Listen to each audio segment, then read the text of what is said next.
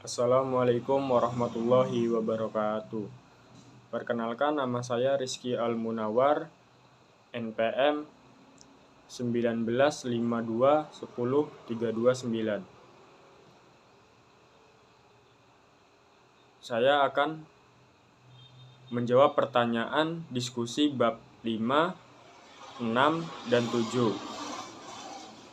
Tugas ini untuk memenuhi syarat ujian. Selanjutnya saya akan menjawab pertanyaan bab 5. Pertama, kenapa Lincoln Electric banyak mendasarkan operasinya pada sistem kerja borongan? Jawabannya yaitu karena Lincoln menerapkan aspek praktis dari sistem manajemen insentif. Dia mengevaluasi berkala atas waktu yang dibutuhkan, tingkat kesulitan, dan tarif berjalan untuk setiap pekerjaan menetapkan tarif per potong. Nomor 2. Sebutkan praktek sumber daya manusia lain yang mendukung sistem borongan Lincoln Electric. Jawabannya yaitu yang pertama, perancangan kerja, yang kedua, analisis kerja, yang ketiga, pemberian kompensasi, keempat, pengembangan, kelima, pengawasan terhadap pengadaan. Pertanyaan nomor 3. Gambarkan pendekatan alternatif terhadap perancangan kerja. Jawabannya yaitu pendekatan mekanisme didasarkan pada ilmu teknik mesin. Pendekatan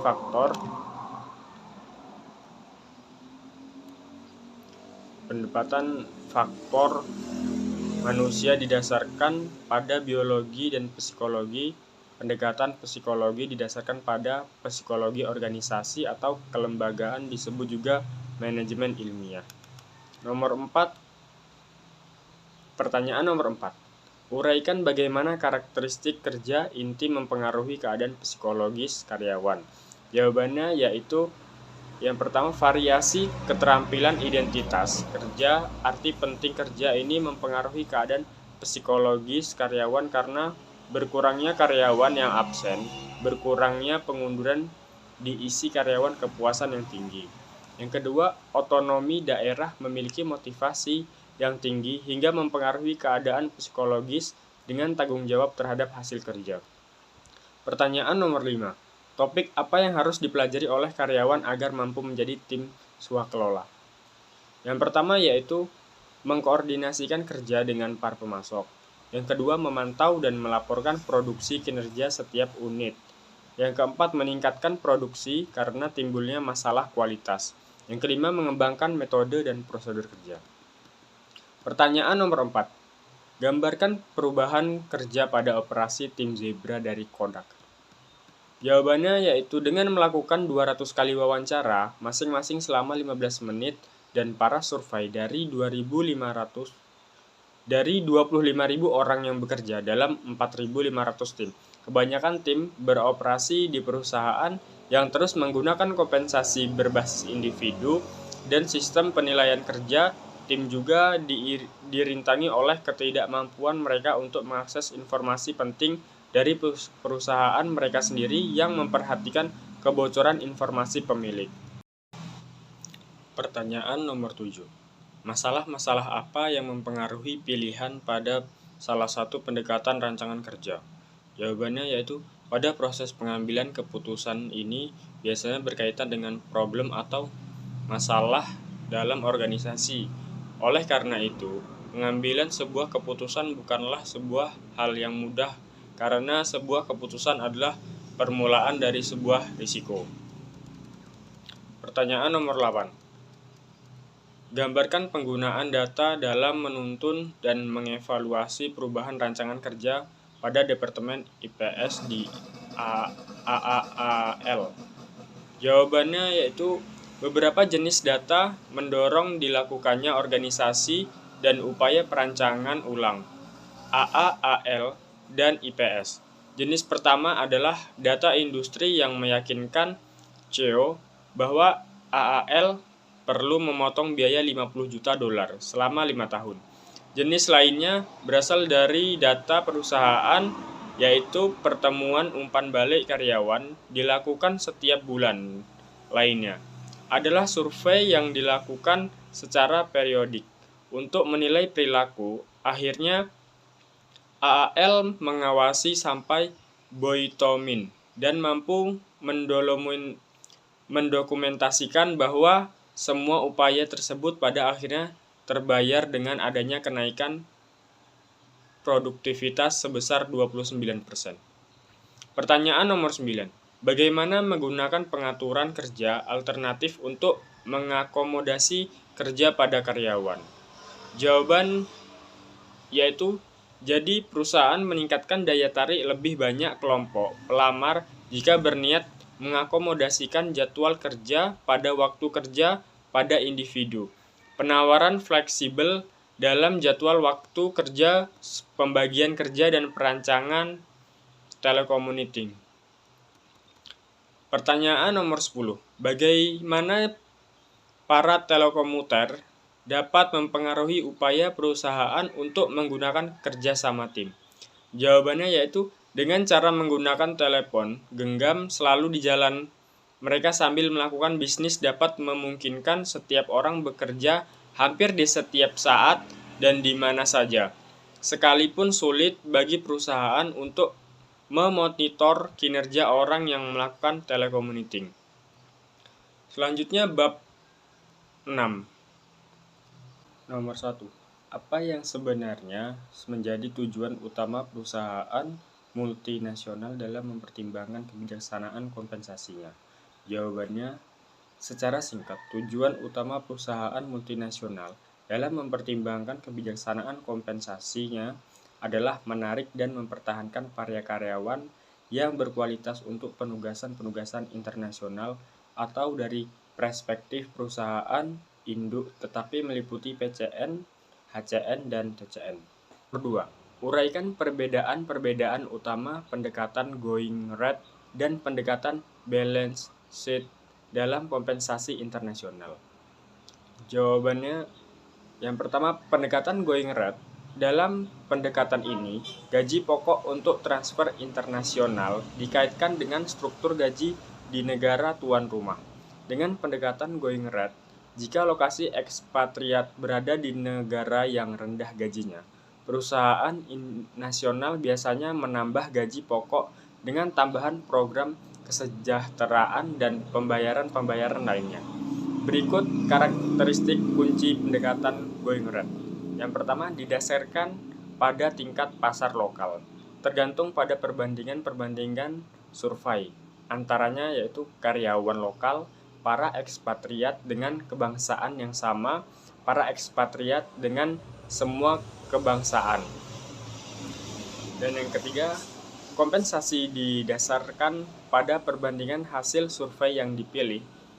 Yang keempat, gaji pokok dan tunjangan dapat dilengkapi dengan tambahan pembayaran untuk negara-negara berpenghasilan rendah. Yang kedua, pendekatan balance sheet.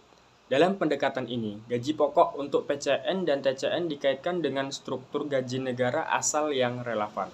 Dengan pendekatan ini, karyawan yang mendapatkan penugasan di luar negeri tidak seharusnya menderita suatu kerugian materi akibat transfer, dan hal ini dapat dicapai melalui penyediaan insentif untuk mengimbangi perbedaan-perbedaan kualitatif di antara lokasi-lokasi penugasan.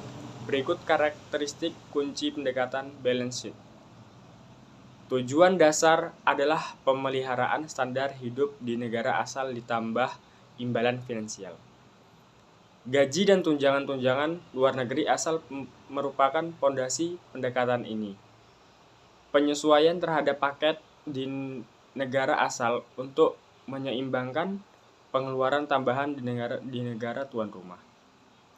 Insentif keuangan atau premi ekspatriat atau kesukaran ditambah untuk membuat paket menarik.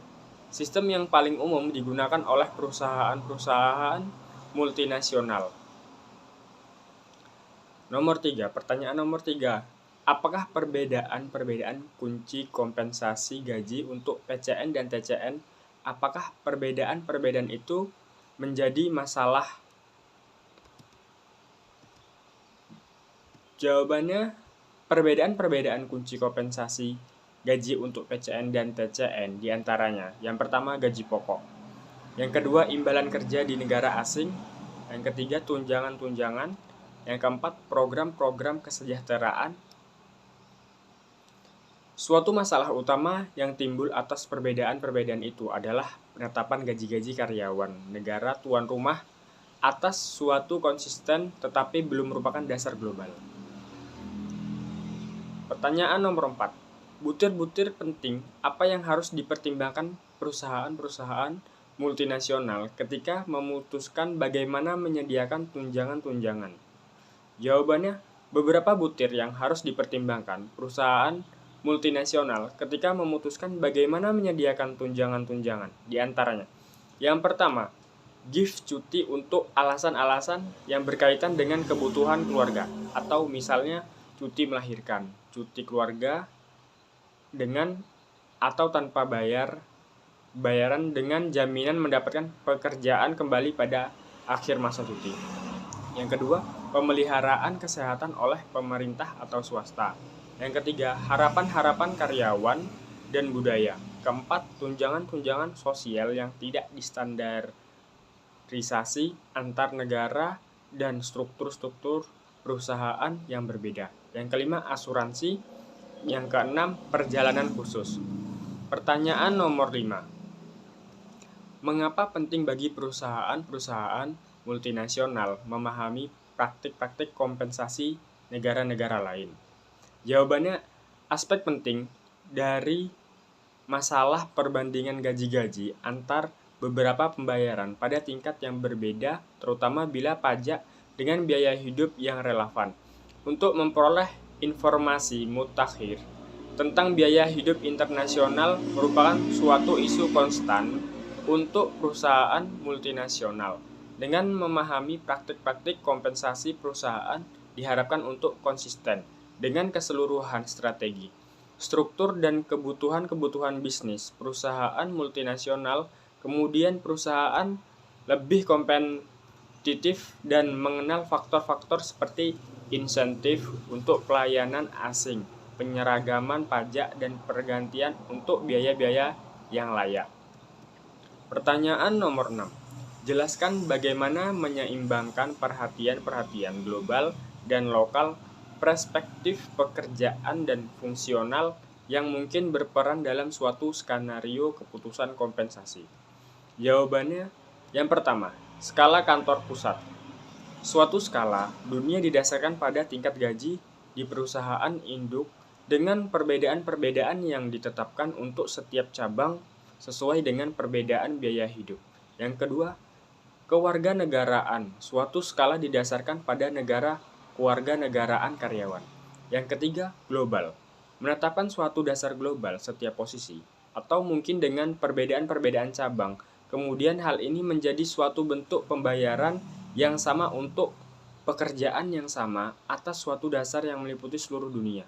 Dekat global biasanya diikuti hanya oleh para karyawan di atas suatu jabatan khusus atau klasifikasi gaji tertentu.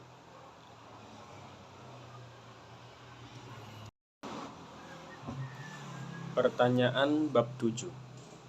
Yang pertama, faktor-faktor apa saja yang berkontribusi terhadap goncangan re-entry? Yaitu yang pertama, faktor yang berkaitan dengan pekerjaan. Keinginan karir. Tidak ada jaminan pekerjaan pasca penugasan. Ketakutan bahwa periode di luar negeri menyebabkan hilangnya pandangan dan isolasi.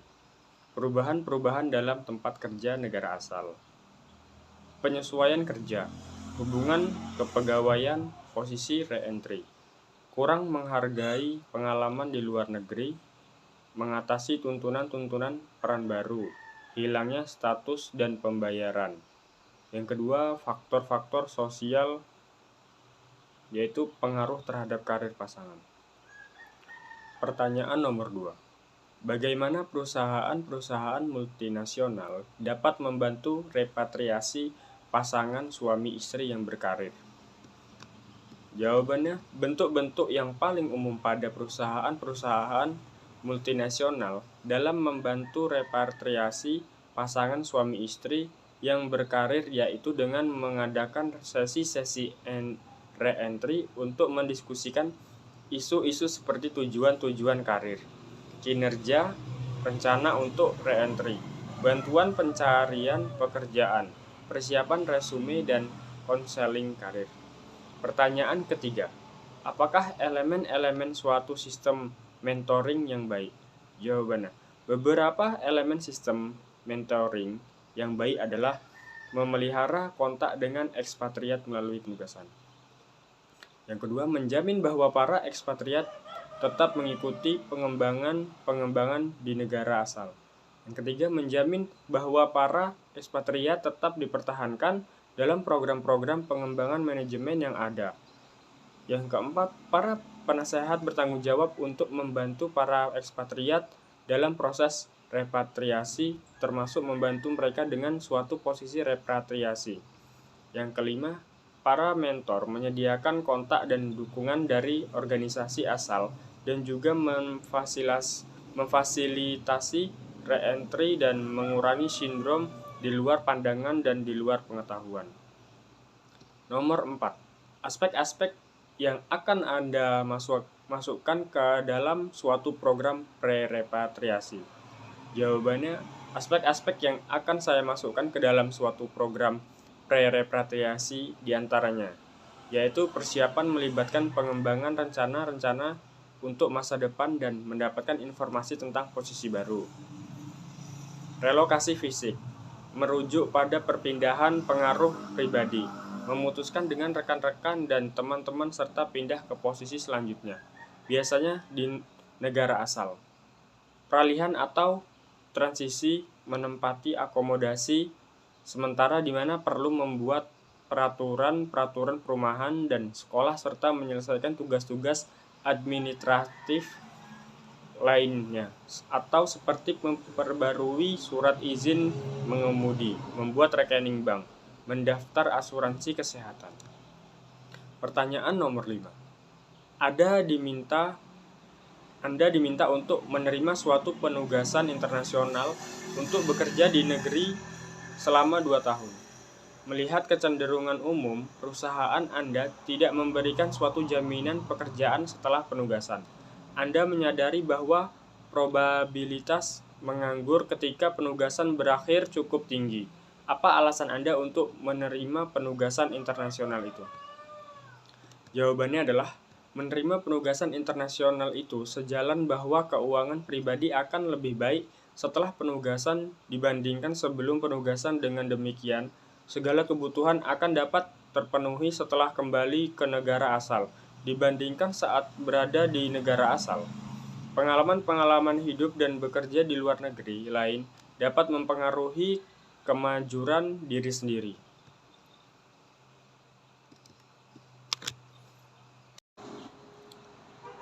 Sekian dari saya.